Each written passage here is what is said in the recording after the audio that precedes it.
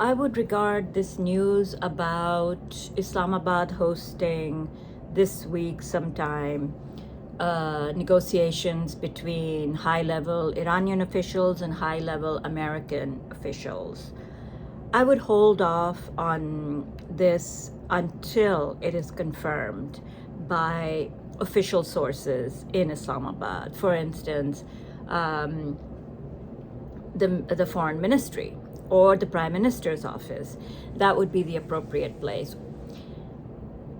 It's quite remarkable that there is an Axios reporter with deep links to the IDF who started this chain of information on X, and his sources are all Israeli. So this is the same reporter who I call a stenographer. He was a complete stenographer for the White House. And for 2.5 years, the White House, under Biden, kept on putting out information of how they were so upset with Israel, how they were thinking of exercising the Leahy Law, which does not permit America to send arms to countries that are violating human rights, how they were so upset about the starvation strategy, how they were so upset about all the children being killed.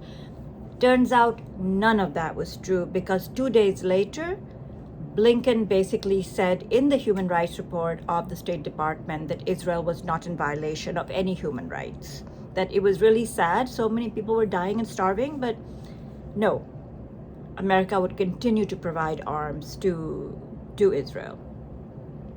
So I would regard his reporting and his sources with deep skepticism.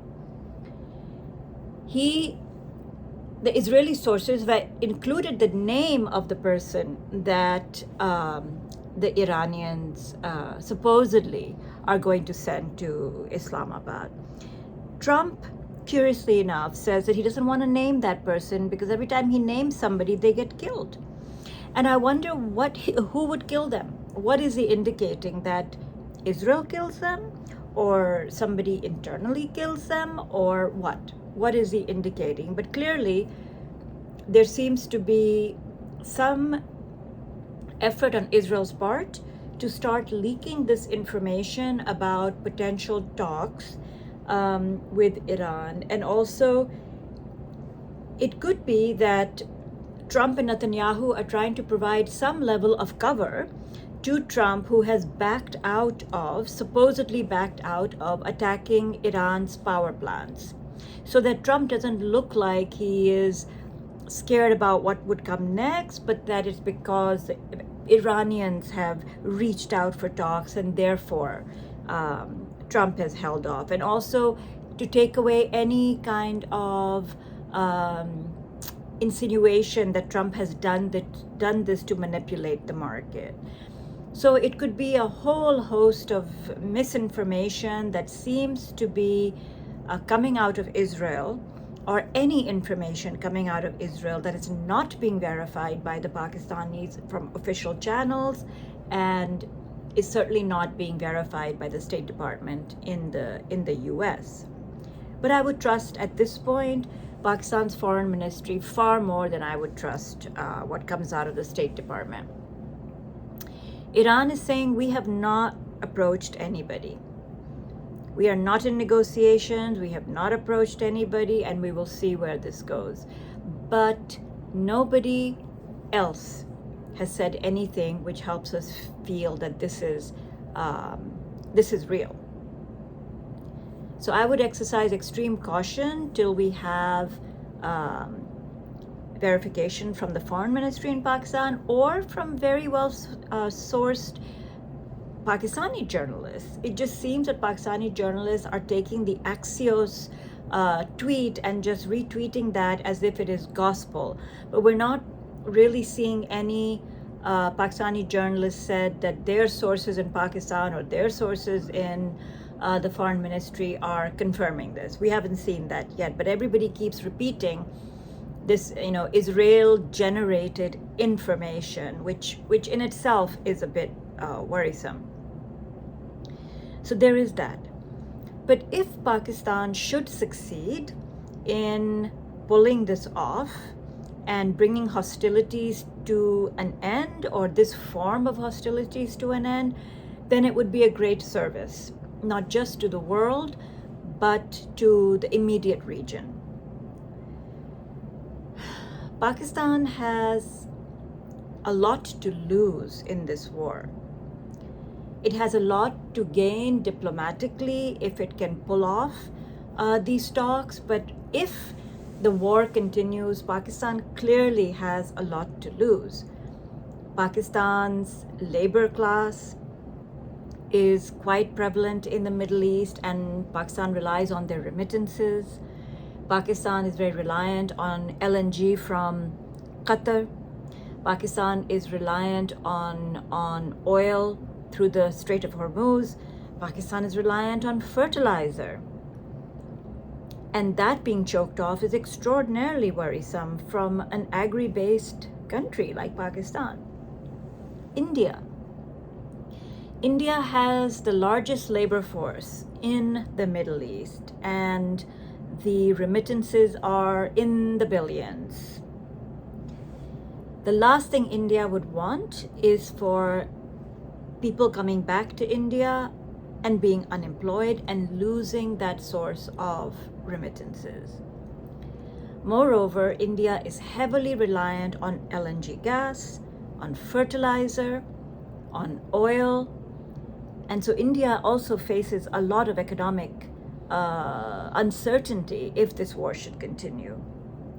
So if Pakistan is successful, the immediate region will also benefit quite a bit. India, Sri Lanka, Nepal, Bangladesh.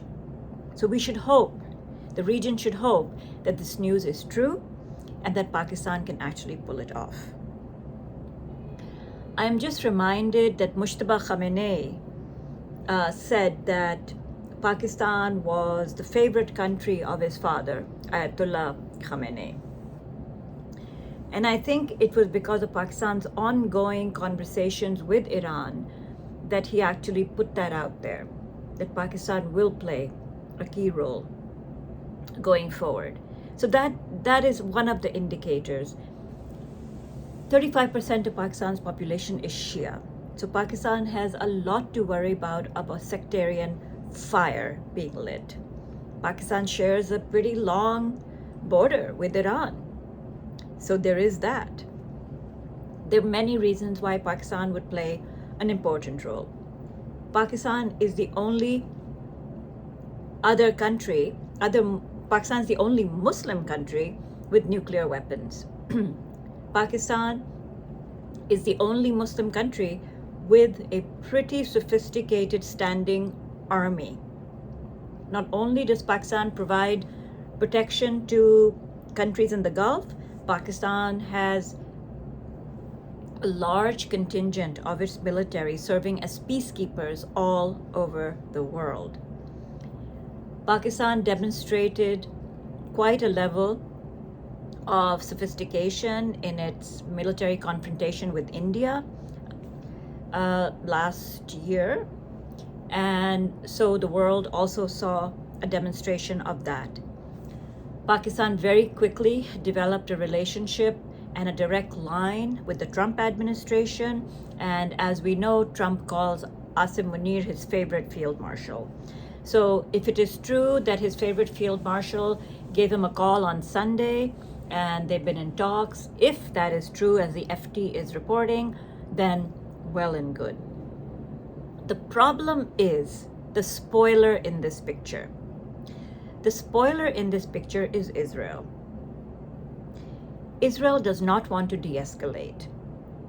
As we saw, within hours of Trump making the announcement and the markets moving, Israel went in and started bombing central Tehran. So Israel would be very, very concerned about any agreement where they are not at the table or they are not leading Trump by the nose. So there is that, but I'm assuming that if Pakistan is in the frame and if Pakistan, Turkey, and Egypt are the ones who are mediating and tamping things down, that they would raise with Trump that you need to rein in the spoiler in this game. Otherwise, it's not going to work. And Iran is probably also going to be telegraphing the same information, that they don't see a difference between the US and Israel. They don't see any daylight between the two. So what are we even talking about? So, like I said, do not wholesale believe what is coming out of reporters saying Israeli sources. Wait, if Islamabad is going to be the venue, and if Asim Munir has played a huge role, and if Shahbaz Sharif has played a huge role in tamping down the horror that is happening right now upon Iran, then we need to wait for Pakistan's foreign ministry to verify everything. Until then, we should be regarding all of these leaks and all of these sources with great amount of skepticism. That would be my sincere advice to everybody, because we have seen this movie before. We have seen this movie before. However, let us remember, this is not Pakistan's first rodeo. Pakistan for years has been telling the United States they're willing to play the mediator between Iran and the US. Pakistan was also pivotal to the opening to China back in the 70s. Nixon's opening to China, Pakistan was very much behind that. So Pakistan already has a reputation of opening doors for America, also providing cover for America, and so on and so forth. But this is not a new thing. Pakistan has played this role before. The only difference is right now we're in a full-on war, full-on conflagration, and Pakistan is directly impacted in a very, very negative way if the situation does not calm down. So we can only hope that this information is true, but we should wait for the Pakistanis to verify it.